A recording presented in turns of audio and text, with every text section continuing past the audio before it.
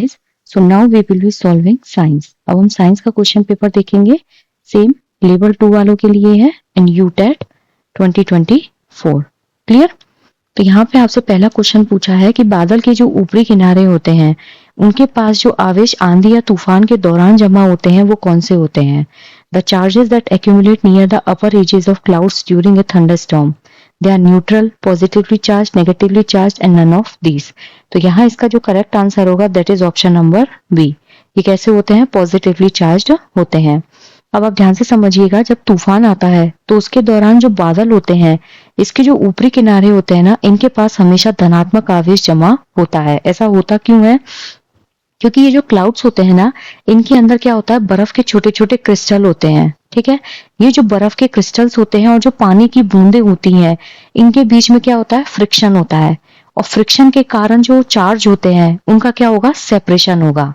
जो पानी की बूंदें होती हैं, वाटर ड्रॉप्स जो होती हैं, उनके बीच में और जो इसके अंदर बर्फ के क्रिस्टल्स होते हैं, जो आइस क्यूब्स होते हैं, बर्फ क्रिस्टल्स जो होते हैं, उनके बीच में क्या होता है, फ्रिक्शन होता है. इस फ्रिक्शन की वजह से जो चार्जेस होते हैं उनका क्या होता है, सेपरेशन होता है. जो पॉजिटिव चार्ज होता है यहाँ पे कैसा होता है, ये हल्का होता है. तो ये हल्का होने के कारण ऊपर की तरफ बढ़ेगा. ठीक है, जबकि जो नेगेटिव चार्ज होता है वो हैवी होता है. ये हैवी होने के कारण नीचे की तरफ जमा हो जाता है. वापस देख लीजिए, जो क्लाउड होता है उसके अंदर क्या होता है, बर्फ के क्रिस्टल्स होते हैं और वाटर ड्रॉपलेट्स होती है. अब इनके बीच में क्या होगा, फ्रिक्शन होगा. फ्रिक्शन की वजह से जो चार्जेस होते हैं वो सेपरेट हो जाते हैं.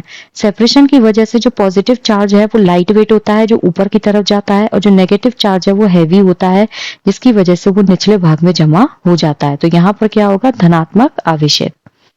नेक्स्ट है भूकंप जो है उसका अभिकेंद्र स्थित होता है. पहली बात तो आपको ये पता होना चाहिए, जो अर्थक्वेक होता है इसमें 2 पॉइंट होते हैं, एक होता है फोकस और एक होता है एपिसेंटर.